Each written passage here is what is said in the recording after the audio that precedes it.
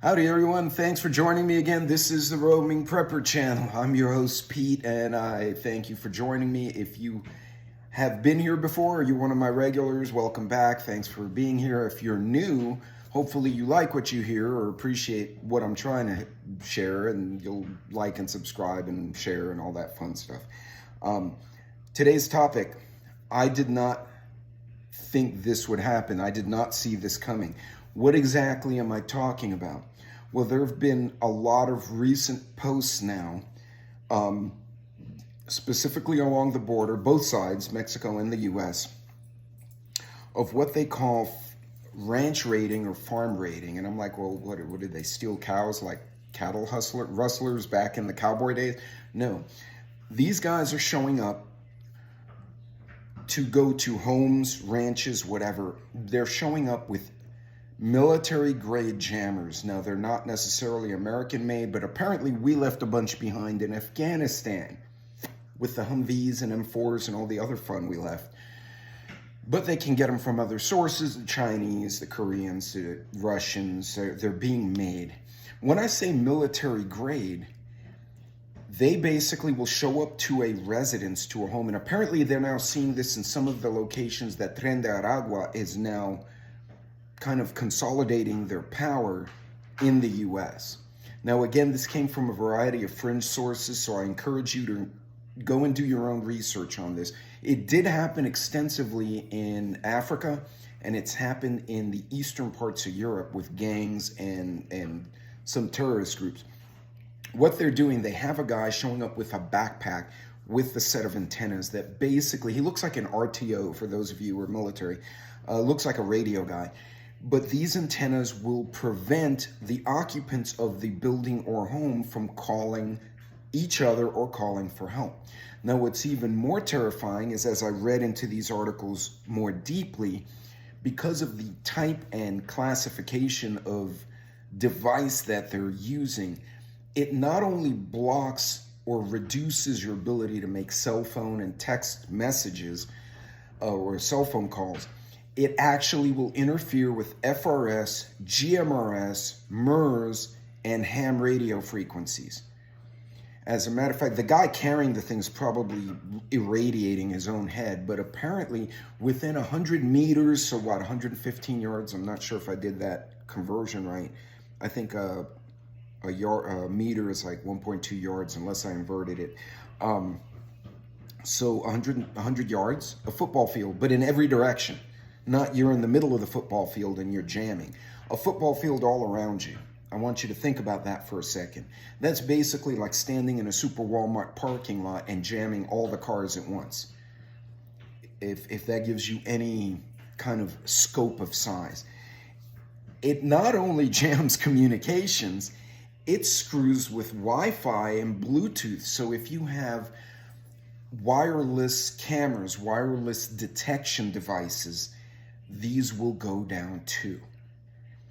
Basically, they put you, it's almost like a controlled EMP, but it doesn't take out electricity or power. They'll do that with an axe or cut your lines or something, but it will literally put so much noise out there that your cameras will get staticky, your devices, like early warning devices, won't work right.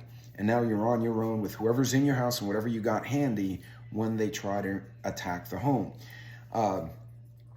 For us personally, it's probably a very low chance, to be honest with you, that somebody with that advanced gear is going to go to some random house in a subdivision like mine or a random ranch and just attack it. But if they're going door to door, if they're targeting someone, it's not only bad for the person being targeted. If the neighbors hear the problem, you know, neighbors are calling the fire truck, calling 911. Guess what? They can't either. So not only can you not communicate to your people or to the authorities for support, your neighbors can't either. Everyone goes dark within the radius of influence of that device. And that's kind of terrifying. Even though they say, and there's arguments on the internet, so I don't know the exact number, but half or more than half of American homes have a firearm. A very small percentage actually carry regularly. I know licensed carry in Texas with the license, the full-blown license, not constitutional carry or property carry, is only about 12 to 15% of the population of Texas. And that's Texas. Other places is probably much lower, especially if the law prevents you from doing so or makes it very difficult. So you think about it, it shuts down everything. You can't call for help. So whoever's in your house needs to be able to function. And here's what's even scarier is you can't call each other within the house, text each other on the cell, wake each other up, go to a walkie-talkie.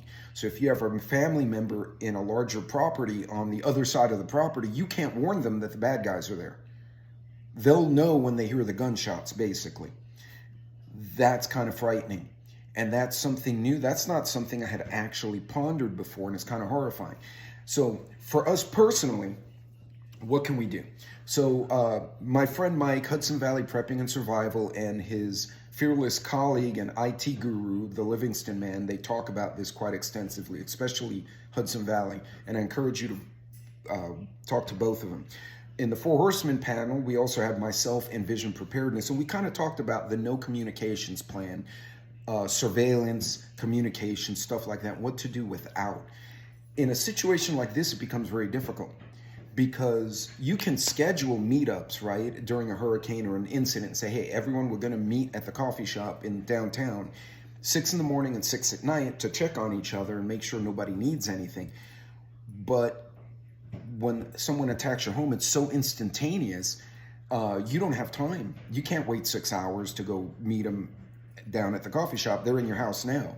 So you're going to have to deal with it yourself. Now, there are a few ways to mitigate. One, make your property unattractive. Now, you can go both ways. You can make it look scary, like it's abandoned, but that can backfire. Or you make it look so well lit and have metal gates and well-kept fencing and lighting and the cameras, even though they may or may not work, the presence of all these devices, thorny bushes, gravel that makes noise, basically fortifying your home, hostile architecture to an extent will make your house less appealing.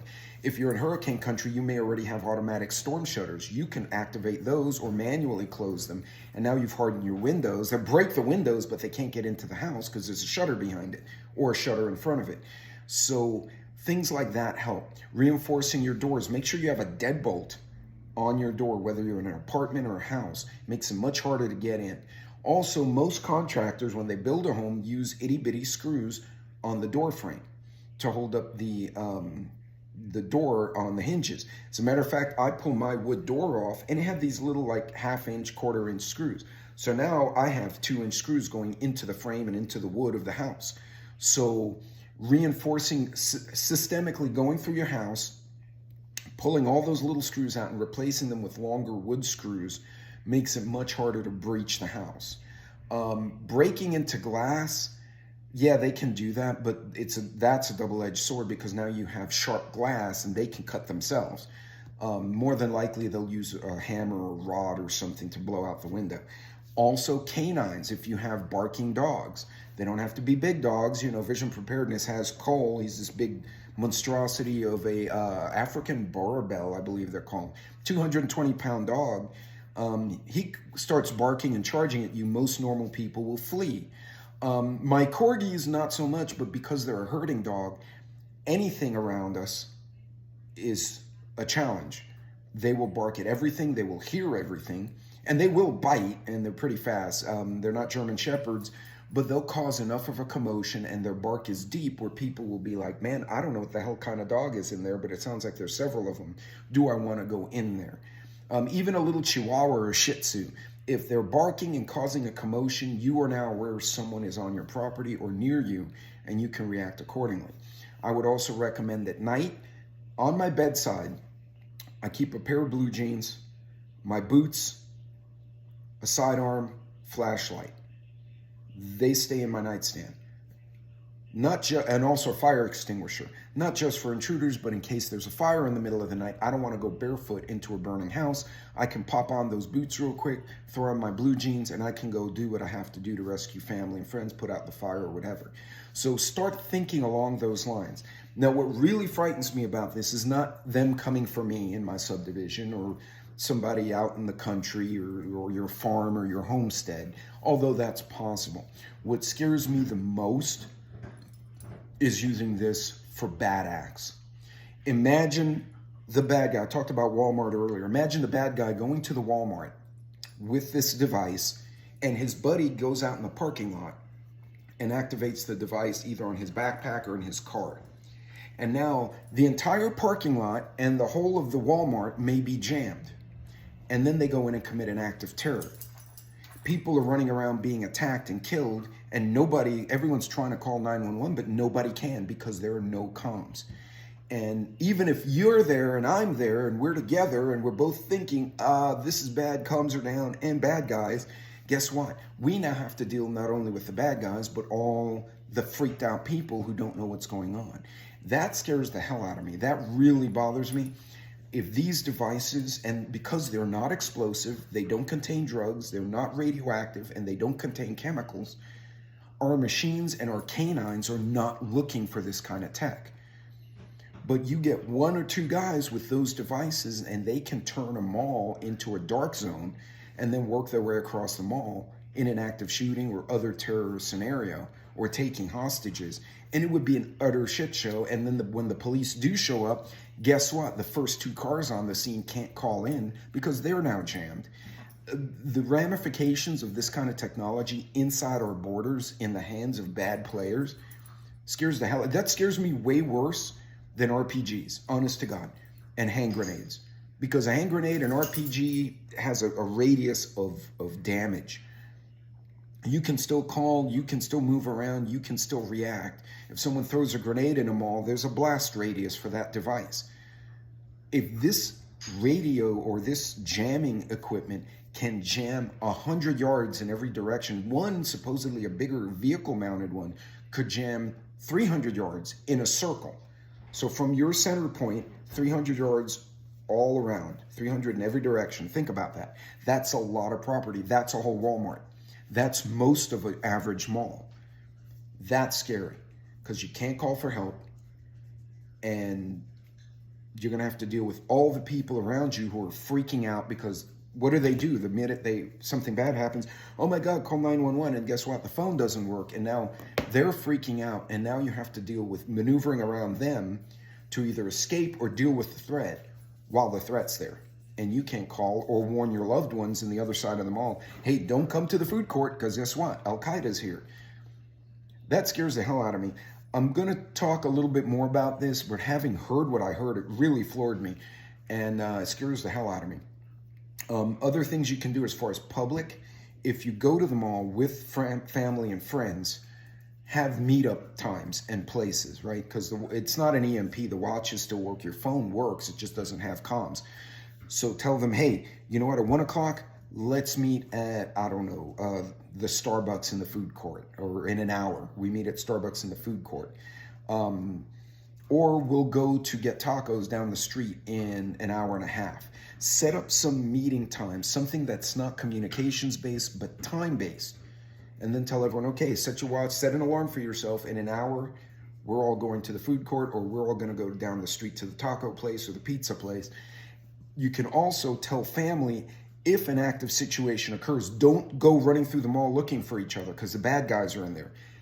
Escape however you can, in whatever direction you can, and everyone agree to meet. If you can't meet back at your vehicle, either meet at the vehicle or go down the street and go to the burger joint a block away. Flee the area.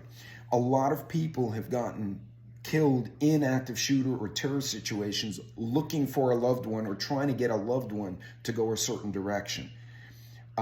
It's something my son and I, him being a military guy and his wife also an Army veteran, look, if something happens, everyone get the hell out.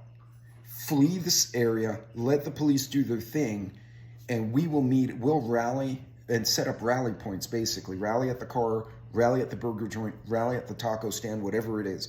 Pick a place, pick some plan, so you don't have your loved one, here's the shots, says, man, dad or mom are over here, I'm over here, and instead of them getting out, they try to find you, because now they're going into the danger zone. And now if my son or one of my family members is trying to look for me and I'm dealing with a threat, I now have to worry about them and the bad guy, which is very dangerous for me. And it puts me at a disadvantage. if I know in the back of my mind, okay, things are going down, and I know the family's standing instruction is get the hell out of the building, and we're going to meet at such and such a place if something goes on, that gives me peace of mind and allows me to focus on my own rescue or engaging a threat if I have no other choice. And again, don't be a hero. We're not ninjas. I shoot competitively. Am I good? Sure. Am I bulletproof? Absolutely not. A guy rolls in with an RPK and he's going to smoke me if I don't get a jump on him real quick. And it's just what it is. And I don't want to be in that situation. I'd rather be helping people get out and let the SWAT team delete his ass than me try to do it. But if I have no choice, you want to be able to do it. I don't want to be worried about a family member while I'm dealing with the threat. So anyway, really interesting development in this whole weird, is it sabotage? Is it natural fires? Why is this burning? Why did that bridge get knocked down by a boat?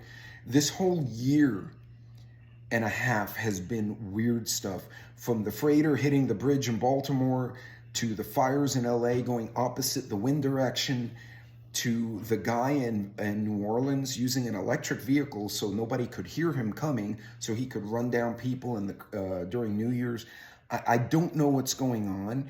To me, it sounds like asymmetric warfare, sabotage, but there's just too many happening at once. It's just too much. Pray for our country. I pray for all of you. You guys be careful, be safe out there. And remember, start talking to your family now. Hey, if something happens and we lose phone, we lose internet, we lose radio, whatever, where do we meet? Okay? And it doesn't just say, hey, if there's an emergency, mall catches fire. It doesn't have to be Al-Qaeda. Mall catches fire. Leave the mall. Don't look for me. Get out. Go to the burger joint across the parking lot. I'll find you there. And that way, in the back of your mind, you know your loved ones should be going to a safe place, and you can deal with your situation wherever you are. You guys be good. Be careful out there. We'll see y'all later.